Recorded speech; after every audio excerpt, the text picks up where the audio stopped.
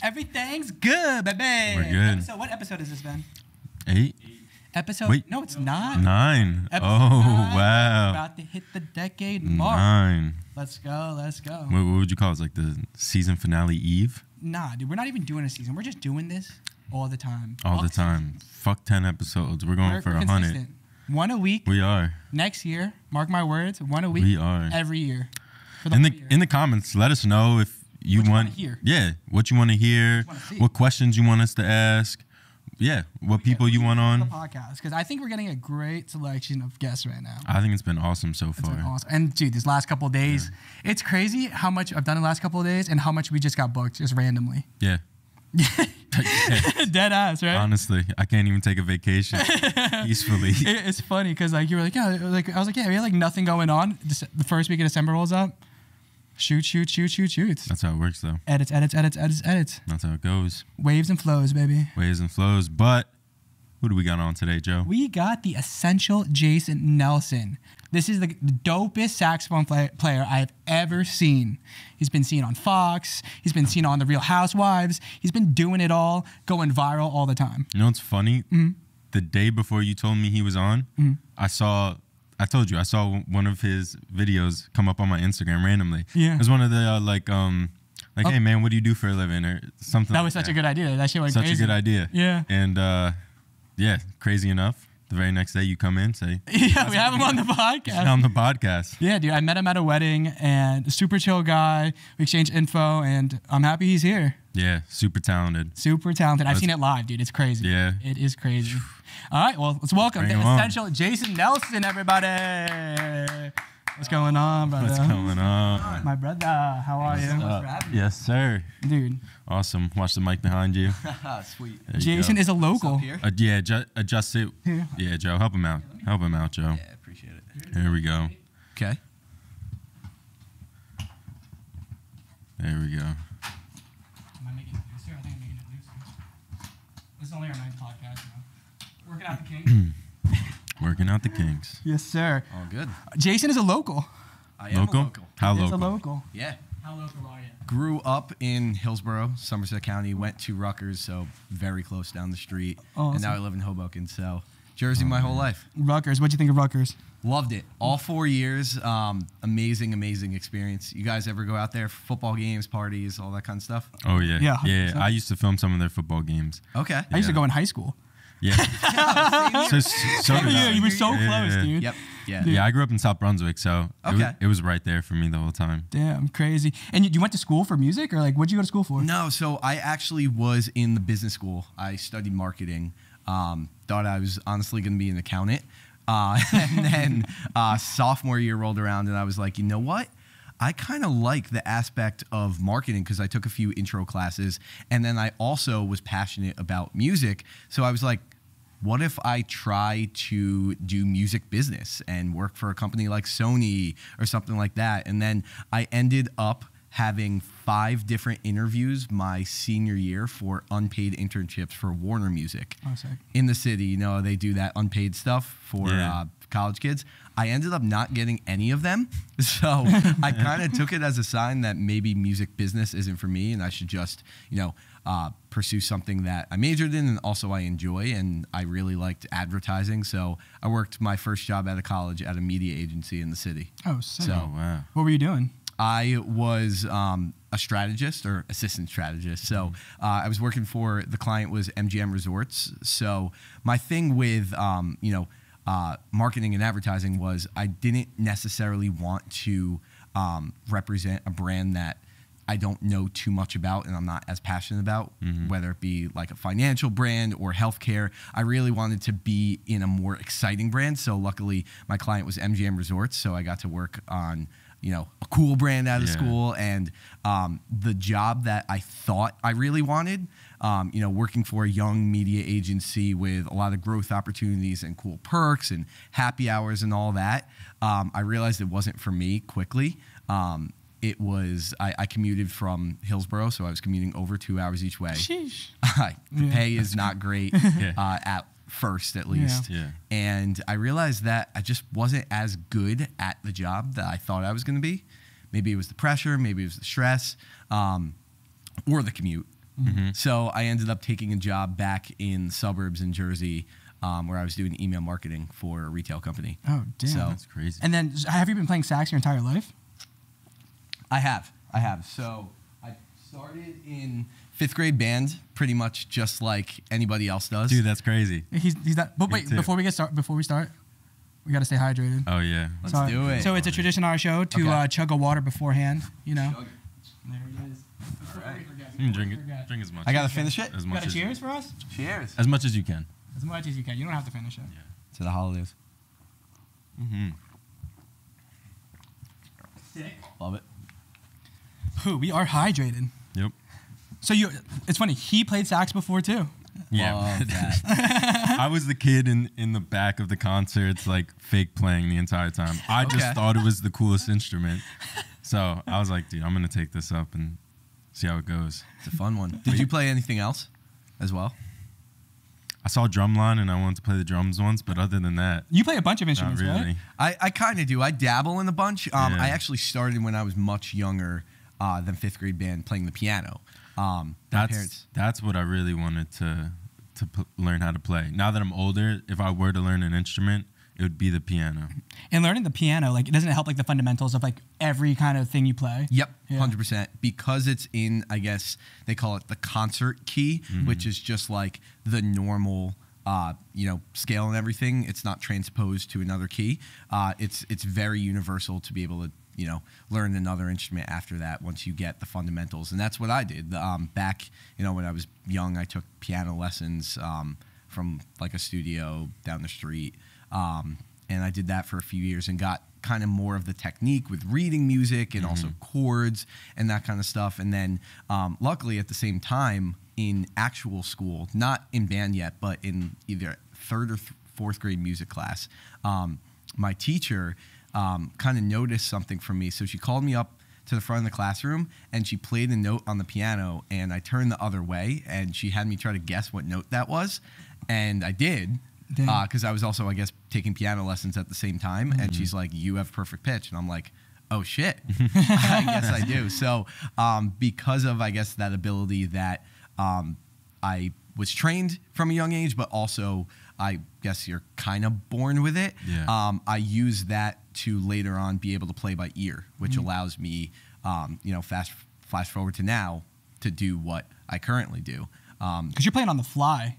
Exactly. Yeah. Exactly. So, when I started playing the sax in 5th grade band, I would kind of do the same thing where the class would play a song that we have sheet music for and whatever the song was at the time, and then randomly I would just like come up with riffs for like Jingle Bells or the Star Spangled Banner without reading music for it. And I realized that was me being able to play by ear on multiple different instruments is because of, I guess, that ability for perfect pitch and to just kind of hear a song and just be able to play it. So I'm thankful for that. So you never stopped playing the saxophone, like even when you were going to school, Going to work.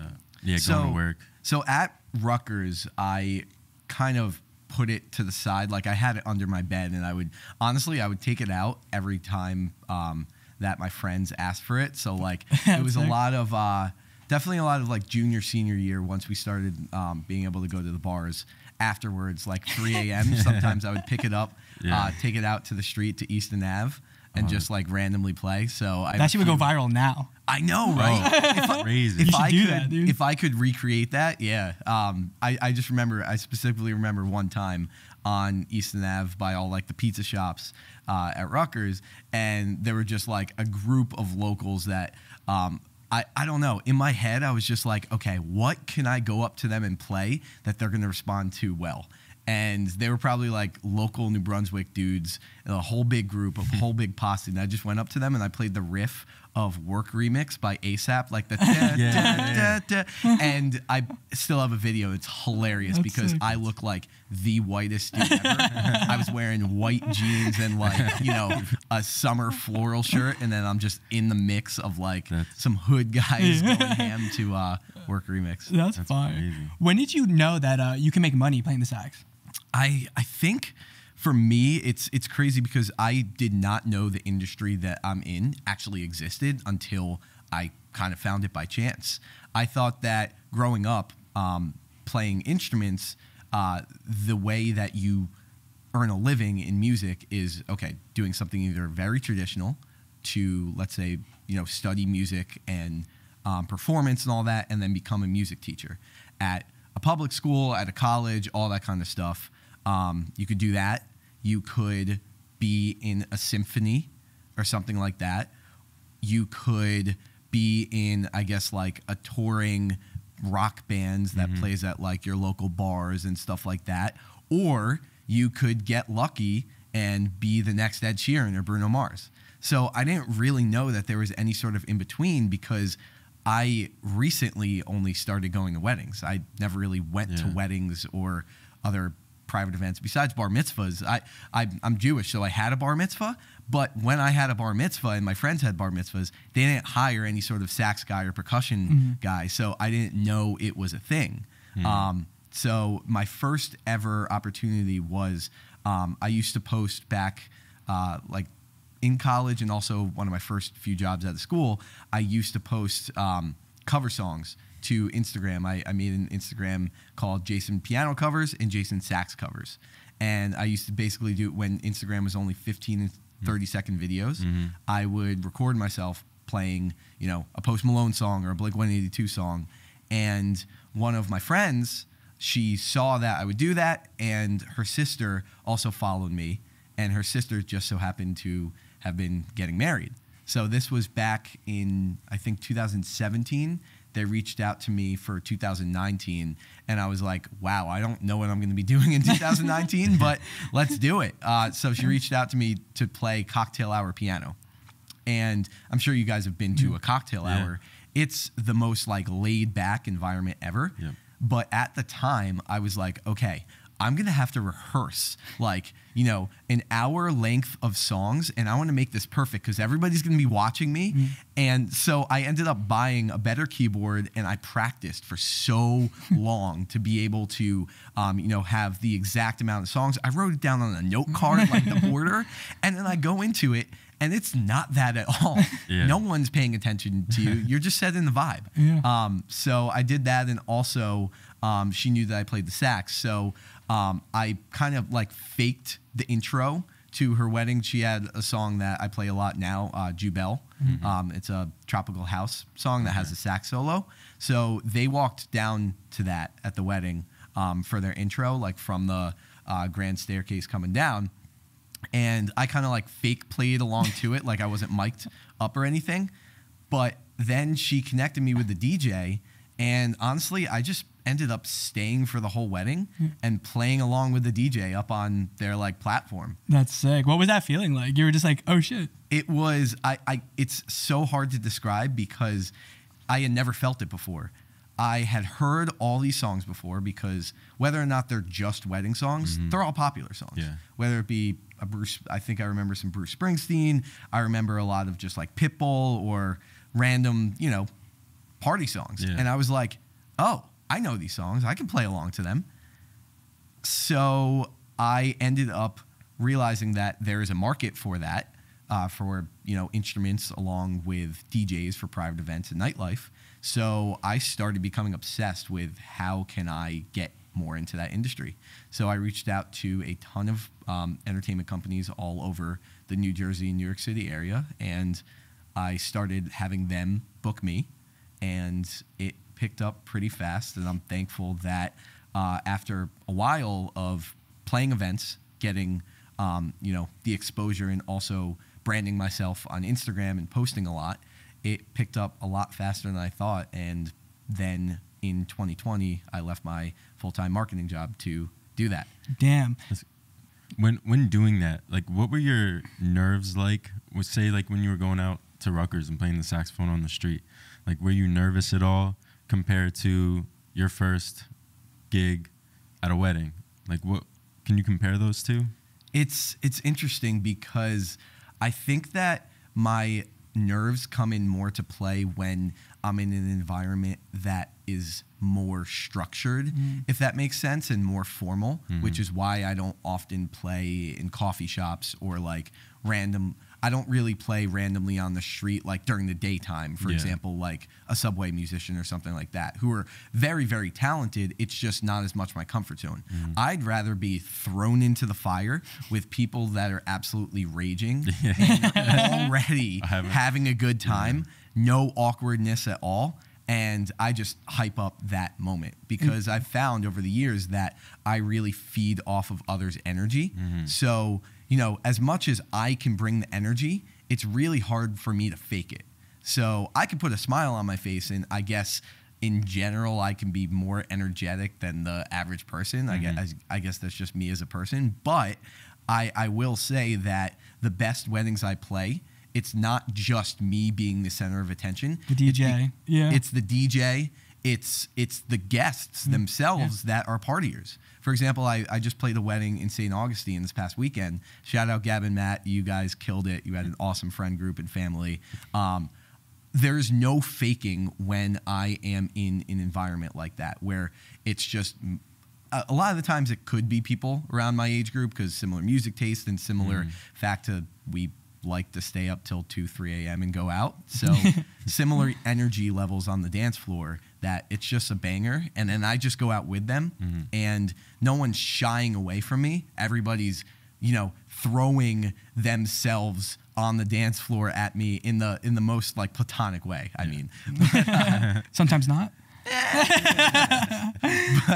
but they're just feeding off my energy and I'm feeding off theirs, and it's just a party. Yeah. Have you ever worked with any DJs that didn't get the crowd hyped and it was kind of more on you to like try to get everyone else hyped? Have you ever been in like a situation like that? Yeah, I will say it's definitely rare because we're fortunate in this greater New York City area to have so much amazing DJ talent. I'm thankful to play with a lot of different awesome companies that are my friends. And I think one of the biggest things in this area is also that aside from private event DJs, a lot of them also either started in nightlife or they are nightlife DJs on the side as well and then play at bars and clubs. So they are constantly with the pulse of the music industry, and they're also making mashups with other songs. And that's something I'm really big on, is not just playing your stereotypical boring wedding song. It's DJs that take music that they download either from a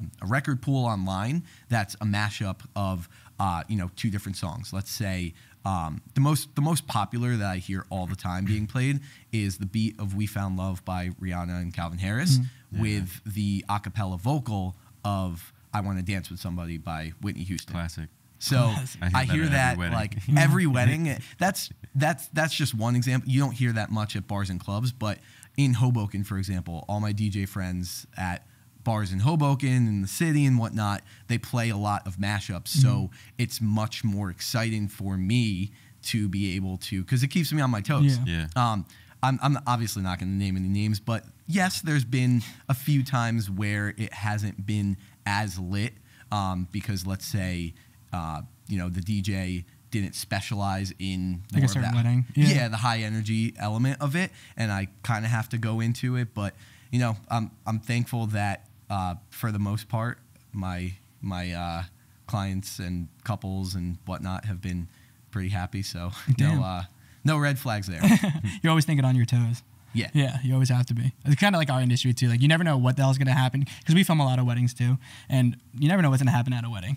Yep. It's crazy. Never know. It's like 10 hours of just going with the flow. I try to stay away from the drama as much as possible. I definitely hear about it from time to time, but I'm thankful that also my job, aside from if I'm playing like a ceremony, because I also do piano and sax for ceremony as well, which can be a little bit more involved and a little bit more planning. I try to just stay as like not involved as possible and just focus on my part and how I can bring joy to whatever party I'm playing. Which is a lot of, going into it blind and winging it. And I don't mean that to say that I'm not a planner, because I am one of the biggest planners possible. But what I mean by that is that I make sure that everything else is going according to plan, as in my equipment, what time I have to be there, my outfit, everything like that is perfect. Like my microphone is charged so that when the wedding or whatever party actually happens, they could tell me, oh, we're going to switch it with this song. We're going to switch this order. And I'll be like, cool, sounds good. Sometimes I won't even know that I'm going to be playing for their first dance song until minutes before. And if it's, most of the time, like I've heard the song, so I'll be able to play along to it and I'll be fine because I've done it before. Sometimes I don't know the song and I just go out there, and the best thing to do is just to, act like you know what you're doing. And I'm thankful that because I guess I can play by ear and I've been doing it for long enough now, I know what not to do. And I think sometimes that's more important than what to do because I've learned that less is more sometimes. Yeah. Was there a time where, let me start that one over. Was there a time where you were performing and either the mic cuts or something goes wrong and you have to sort of improvise and have a solution for it? Oh, yes. It's definitely happened. Thankfully, it doesn't happen all the time, but I remember one wedding in particular, I don't know if it was my mic interfering with the DJ's equipment, but the power basically turned off for like maybe 40 seconds at a wedding. I don't know if it was completely my fault or if it was just the power line or something like that. But the power went out on all the DJ's equipment, and I just, without my mic on, just went, because I was already on the dance floor. I just started playing riffs that I know, like the hotel room service riff or Pepos or something like that. So I've done stuff like that here and there. But as much as possible, I like to have, if I'm getting introduced and I'm making more of a grand entrance, that's when I try to prepare, and coordinate with the DJ to figure out the exact songs playing. Because sometimes when it's the first time people see me and I put on my gold jacket, which I tend to hide until the reception actually starts, so it's more of a surprise, and I go out on the dance floor and your guys' lights are on me, it's very hard to shy away from being in the center of attention. And let's say I needed to adjust something in my levels. I love doing that on the fly, and I often do it. But when I'm that first minute, when I'm the center of attention, the first introduction I get, it's very hard to go back behind the DJ booth and be like, hey, can you do this? So I try as much as possible in those moments to kind of rehearse more or less what I'm going to do. But I think that a lot of the times my best weddings are the ones where it's less about me and it's less of a show, and it's more of, like I was describing before, a party where I'm just enhancing the mood. 100%. Do you remember what you were thinking when you made the full-time jump and when you were quitting your job? Yeah, so that is an interesting story in itself. So I'm thankful that things picked up pretty quick fall of 2019 into, I guess, the beginning of 2020, and I was excited for all my events that I had booked on the calendar for 2020. And in February, I want to say it was late to mid-February of 2020, I remember thinking, I'm not happy at my job anymore. I'm just not. I can do it. I can collect a paycheck, but I don't think I'm going to go above and beyond anymore for my marketing job when I am putting in so much more work to what I had been building for a little while now, and I was continuing to prove myself right by everything I was doing with, at the time, my side hustle, which is now my full-time. So I was about to go to my manager, I remember, beginning of March, and give him my 2 weeks at my marketing job. And then I remember hearing about cases in the U.S. starting to rise. Damn. So I kept my job. I was like, you know what? I'm going to keep this for a little bit longer. And sure enough, we started working from home. And then I'm very thankful that I was able to, still work from home for my previous marketing job during the time that we were all quarantining. So it was I had to kind of swallow any ego that had been going on for a little bit and just be like, you know what? The world is at a standstill. How can I use this to my advantage? Yeah. You made the best of the situation. That's all you can do. I tried Yeah. at the time. And I was also thankful that, I had met a ton of people who were full-time in the wedding industry or nightlife or whatever it might be that weren't in the same position that I was in, because I had my full-time job. So I wasn't necessarily relying on my, side income from events I was playing. Yeah. Yeah. So what from your previous job have you carried over and you are now kind of infusing those things you learned there into what you're doing now? I would say, because of the fact that in our industry, there's no set guidelines and resume of what you need to do beforehand. Yeah. I guess was thankful that I did kind of have that traditional background of I did well in high school, I did well in college, I did well at my internships to get a full-time job and work in more of that corporate structure. Mm-hmm. And I would say one big thing for me was email correspondence, and just instead of necessarily 3-word emails, which I could do, I control exactly how I run my business. Mm-hmm.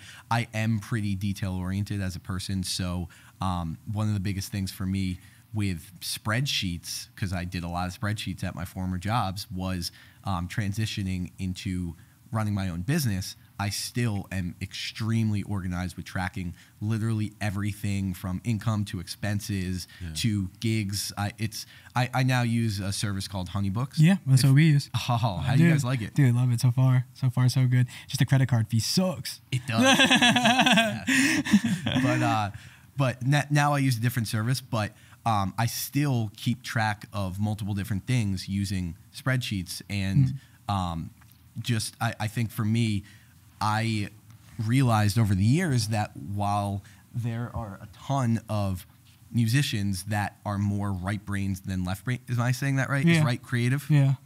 And yeah, so I used to think because I guess I'm good at instruments and I like music that I'm creative and I'm right brained. Yeah, I think I'm creative in some ways, but I think that my left brain and my practical skills are really what has made me successful at what I do, because I've kind of gone about my business from a different lens. And, half the job is showing up. Yeah, exactly. Being at the right place at the right time, being reliable, getting back to people. That's stuff that's always been second nature to me.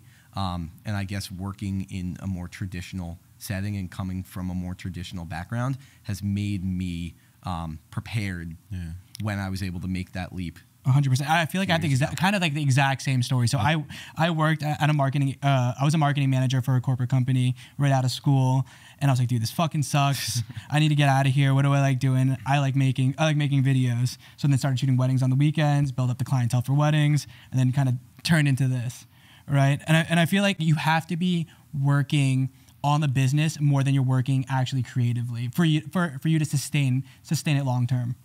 Yeah. You definitely have to do the admin tasks. No one likes them, but it has to be done. And I will say that over the past maybe 2 years, at one point I considered, once I started getting more leads than I could book, because I can only be at one place at one time. I had someone that has an agency reach out to me, and I've thought about it, and people ask me all the time.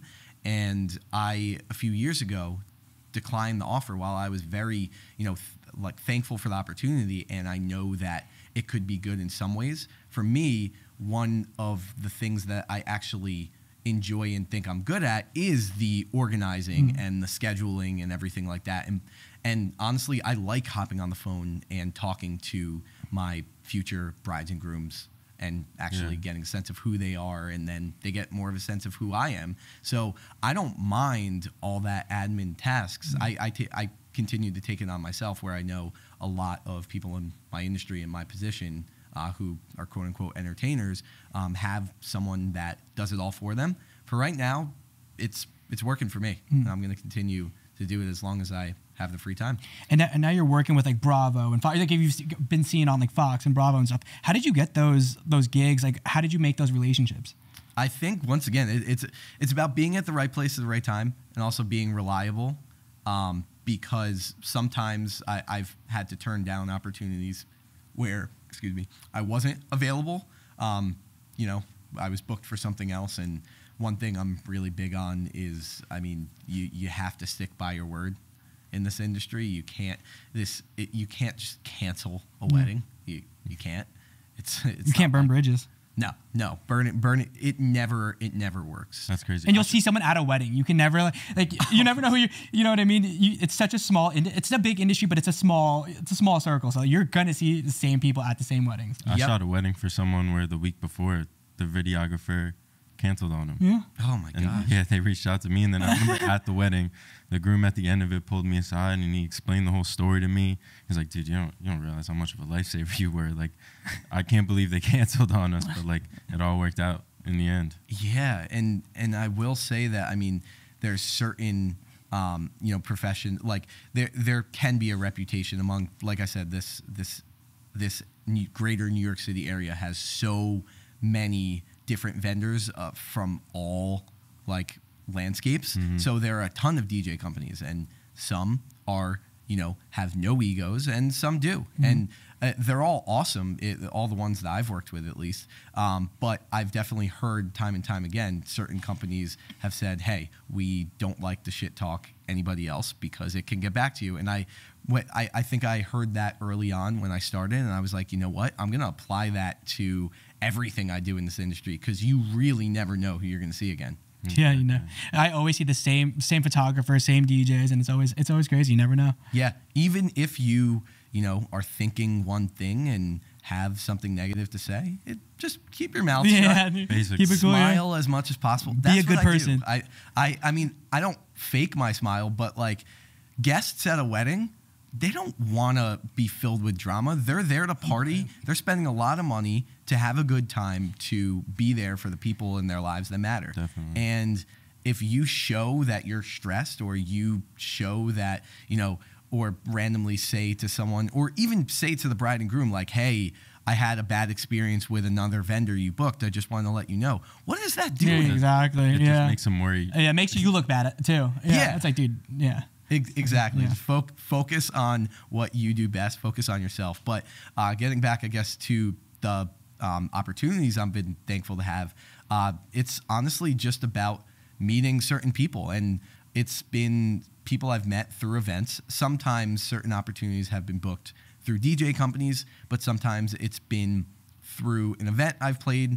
I happen to meet someone who, you know, knows someone from, let's say, the Housewives specifically. I met a guy at a few different events who's friends with a few of them. So, you know, he invited me to a few different opportunities. And then I think another opportunity with that was, at one point I was using an online site called Gig Salad.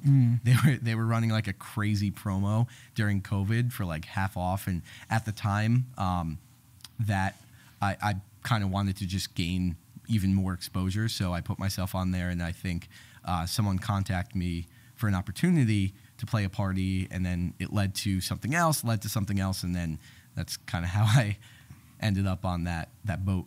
What are your thoughts like before going to like film something like that? You're like, were you nervous? Like, what was going through your head? I think I think my first ever, when I was on Jersey Shore for Angelina's wedding back in 2019. That was the first year that I started. So while I was super thankful, like, holy shit, I started this, I played my first ever event 6 months ago, and now I'm playing an MTV wedding. How is this possible? Well, I'm thankful for it and freaking out in my head.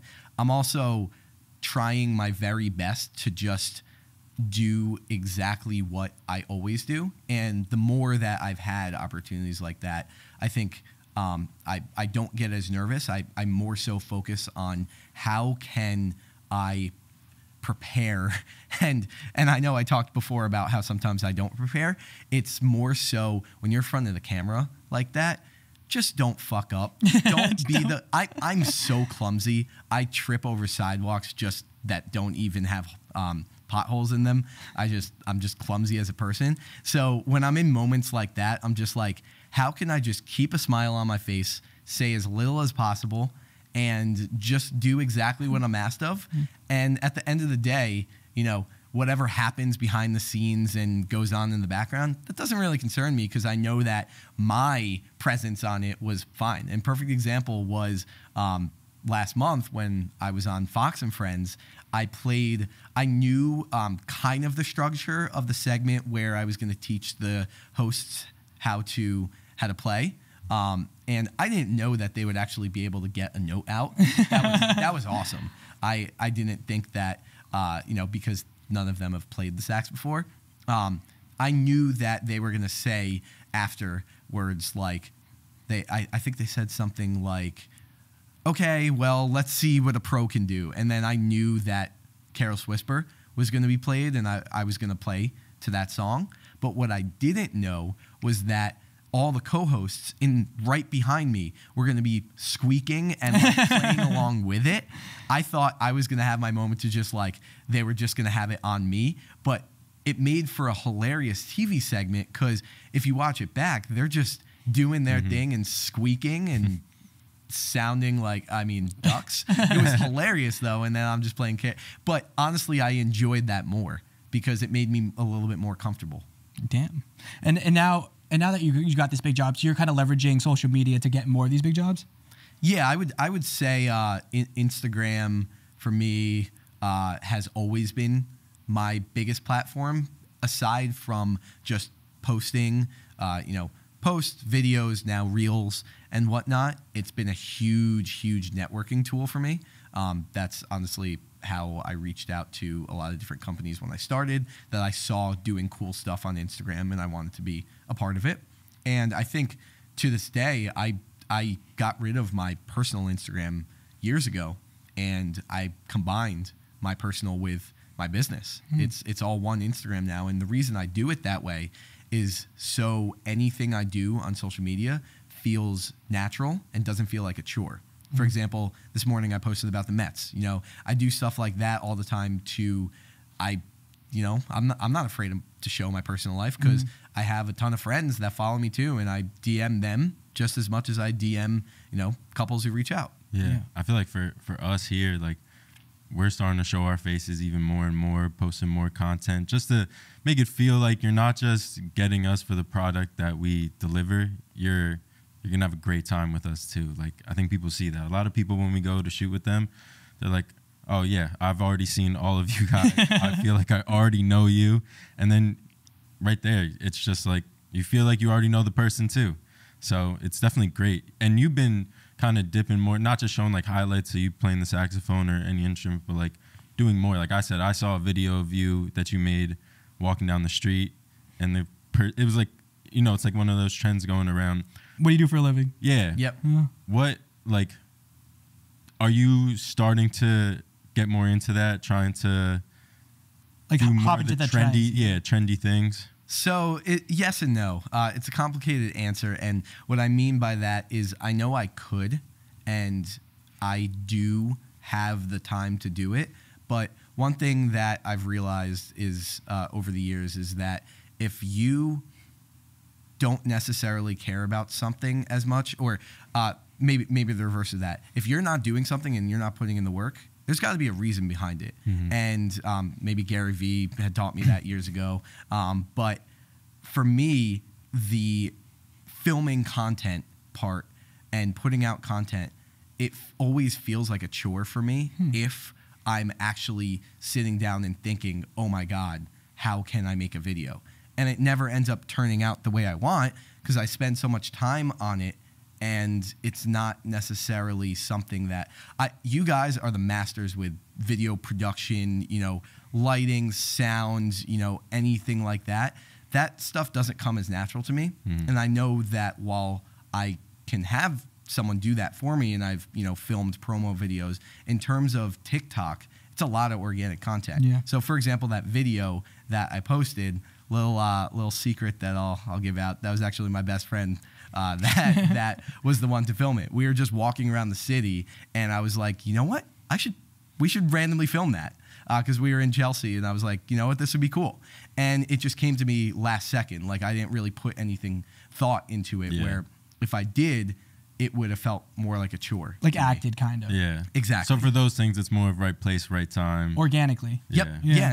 And that's what I do a lot on TikTok and Instagram is post footage of organic clips that someone else will take or take my phone and Gotcha. film from a wedding or event I'm at. But the traditional ones where you're like top 5 wedding venues, those do really well too. That's true. And Yeah.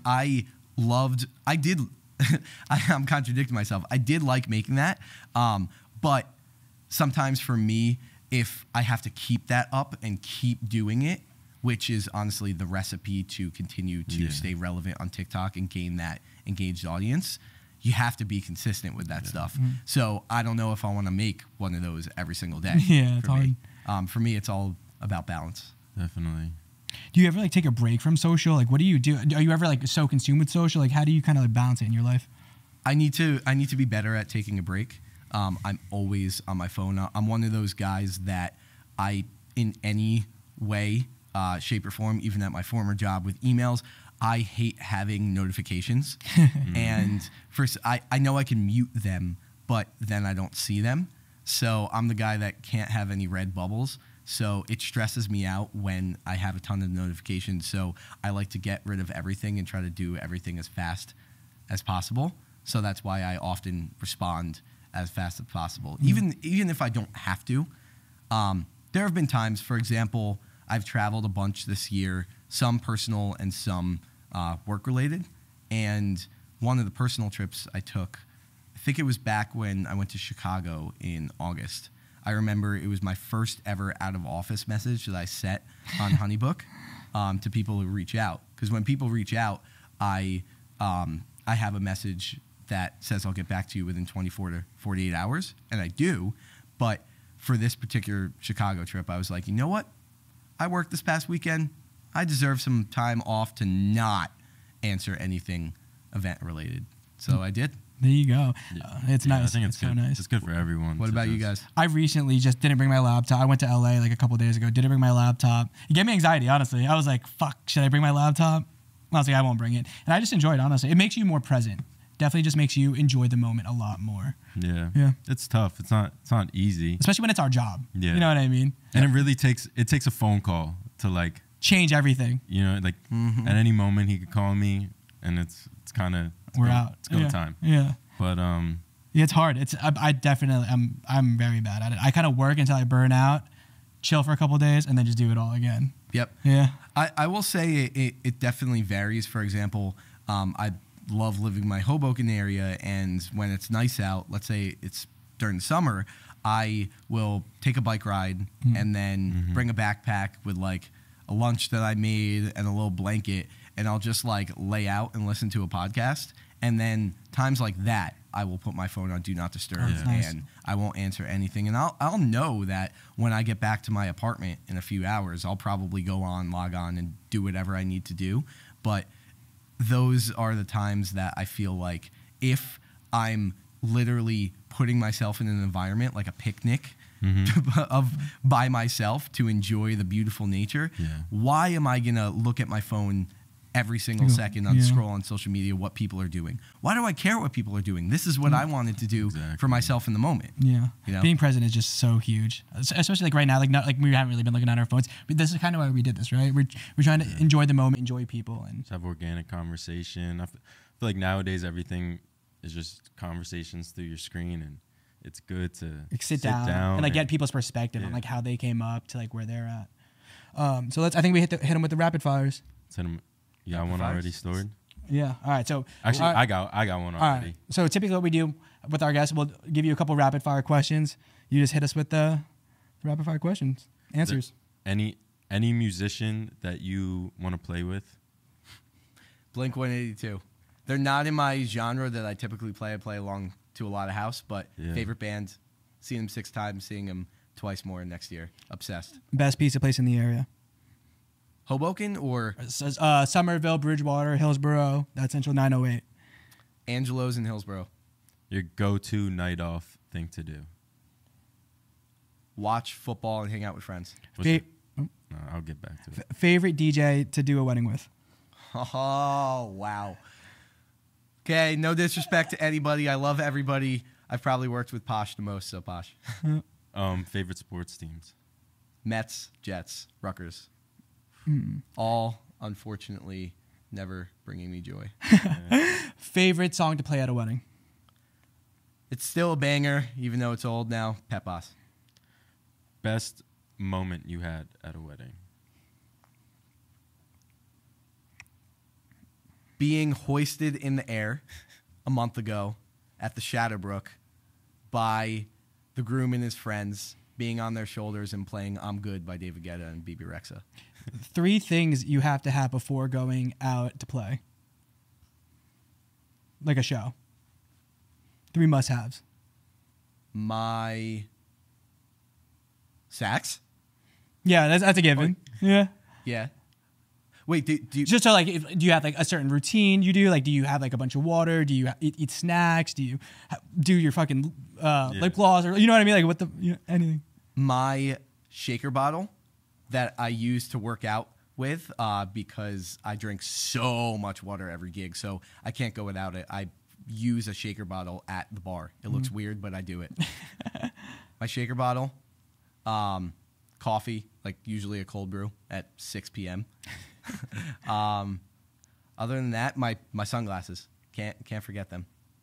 What after a gig? Is there something you do every time? A meal you eat? A lot of the times it's late, so I'll try not to eat, but silence in the car or chill podcast. Best bar at Rutgers. Scarlet Pub. Shout out Najee. We're going deep. Favorite food? Mediterranean halal platter. Ooh. What's one piece of advice you'd give your younger self? Trust the process. It's going to be okay. Piece of advice you'd give your older self? Trust the process. It's going to be okay. All right. In this camera, where can the people find you? Anything new you got coming up? All social media at Essential Jason Nelson. Stay tuned for some fire content coming when I move to Los Angeles, Santa Monica, less than a block from the beach in February. Only going to be there for 28 days, so stay tuned. Hopefully I'll play some awesome events out there. Oh, that's going to be dope. That's going to be dope. Give us a quote to that camera. Wrap us up. When you love what you do, you're never going to work a day in your life. Let's go. The Awesome. Essential Jason Nelson, everybody. Yes,